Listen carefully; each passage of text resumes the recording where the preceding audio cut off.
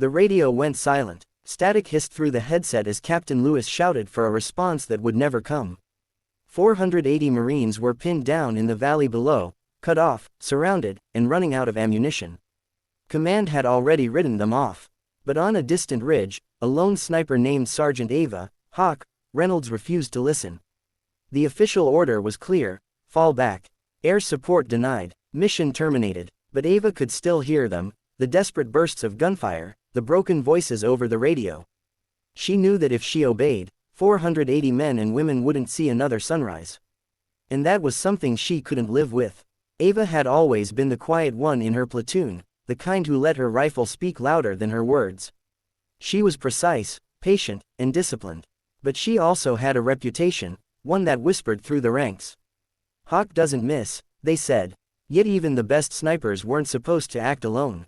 When the ambush began, the battalion was moving through a narrow Afghan pass known as the Devil's Spine. The insurgents had planned it perfectly: machine guns on the cliffs, mortars hidden in the rocks. Within minutes, chaos erupted. The lead convoy was blown apart, communications jammed, and evacuation routes destroyed. From her overwatch position 2 kilometers away, Ava could see it unfold through her scope. She radioed for orders, but HQ only confirmed the worst: extraction impossible.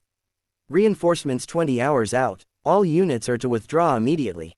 She froze. Withdraw? There was no one left to withdraw. She adjusted her scope and watched through the smoke.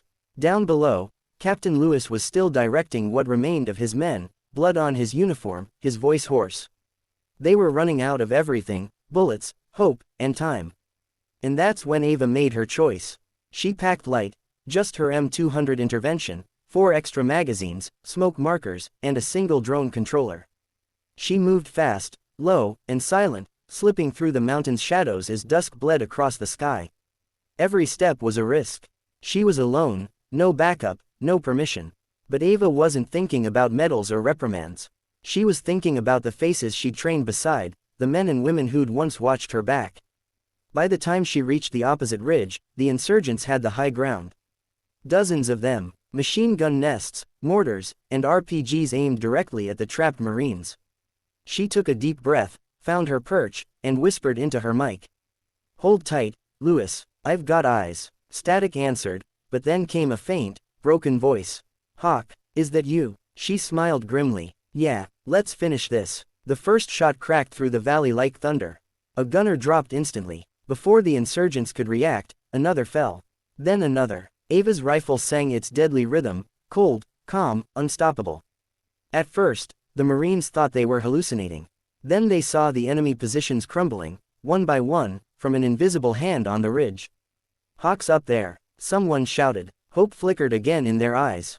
Using her drone, Ava began marking enemy mortar positions with infrared.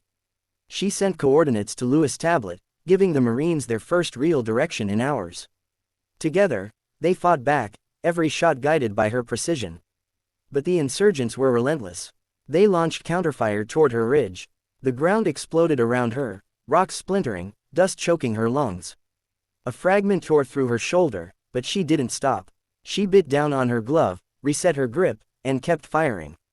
She was running out of ammo when she spotted the largest threat, a truck-mounted heavy gun moving into position. One hit from that, and the Marines would be wiped out. She steadied her scope. Her vision blurred from blood loss, but her hands stayed steady. One breath in, one out, crack. The bullet hit dead center. The truck erupted in flames.